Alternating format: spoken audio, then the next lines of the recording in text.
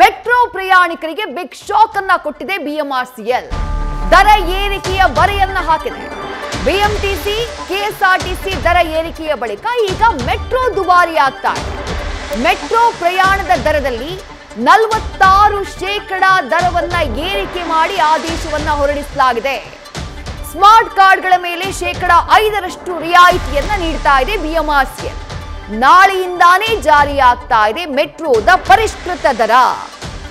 8 ವರ್ಷಗಳ ಬಳಿಕ ಇದೇ ಮೊದಲ ಬಾರಿಗೆ ಪ್ರಯಾಣ ದರವನ್ನ ಏರಿಕೆ ಮಾಡಲಾಗ್ತಾ ಇದೆ. ಈ ಹಿಂದೆ 2017ರಲ್ಲಿ 10ರಿಂದ 15% ಮೆಟ್ರೋ ಪ್ರಯಾಣ ದರ ಏರಿಕೆ ಮಾಡಲಾಗಿತ್ತು.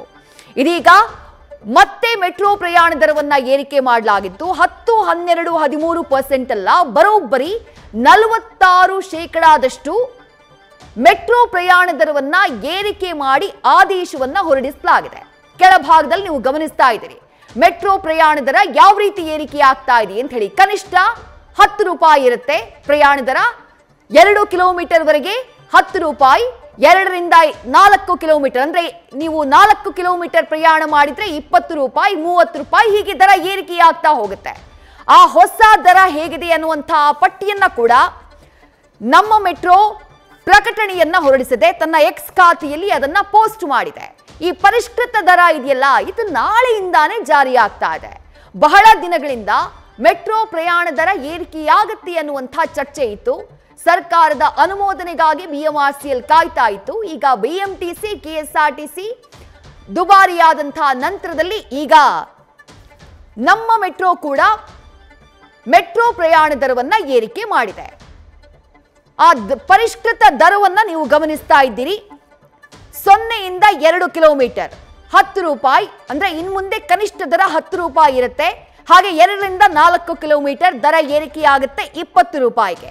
4 ರಿಂದ 6 ಕಿಲೋಮೀಟರ್ 30 ರೂಪಾಯಿ, 6 ರಿಂದ 8 ಕಿಲೋಮೀಟರ್ 40 ರೂಪಾಯಿ, 8 ರಿಂದ 10 ಕಿಲೋಮೀಟರ್ 50 ರೂಪಾಯಿ, 10 ರಿಂದ 15 ಕಿಲೋಮೀಟರ್ 60 ರೂಪಾಯಿ, 15 ರಿಂದ 20 ಕಿಲೋಮೀಟರ್ 70 ರೂಪಾಯಿ, 20 ರಿಂದ 25 ಕಿಲೋಮೀಟರ್ 80 ರೂಪಾಯಿ, ಹಾಗೆ 25 ರಿಂದ 30 ಕಿಲೋಮೀಟರ್ 90 ರೂಪಾಯಿ, 30 ಕಿಲೋಮೀಟರ್ಗಿಂತ ಹೆಚ್ಚು 90 ರೂಪಾಯಿ. ಅಂದ್ರೆ ಕನಿಷ್ಠ 10 ರೂಪಾಯಿ, ಗರಿಷ್ಠ 90 ರೂಪಾಯಿ ಇರಲಿದೆ ಮೆಟ್ರೋದ ದರ. ಆ ಪರಿಷ್ಕೃತ ದರ ಪಟ್ಟಿಯನ್ನ ಪ್ರಕಟಣೆಗೊಳಿಸಿದೆ ಬಿಎಂಆರ್ಸಿಎಲ್, ಬೆಂಗಳೂರು ಮೆಟ್ರೋ ರೈಲು ನಿಗಮ ನಿಯಮಿತ. ಈ ಹಿಂದೆ 2017ರಲ್ಲಿ ಮೆಟ್ರೋ ಪ್ರಯಾಣ ದರವನ್ನ ಏರಿಕೆ ಮಾಡಲಾಗಿತ್ತು. ಆಗ ಏರಿಕೆ ಮಾಡಿದಂತಹ ಪರ್ಸೆಂಟೇಜ್ ಎಷ್ಟು ಅಂತ ಕೇಳಿದ್ರೆ 10% 15%. ಆದ್ರೆ ಈ ಬಾರಿ ಆ ದರವನ್ನ 46% ಏರಿಕೆ ಮಾಡಲಾಗಿದೆ.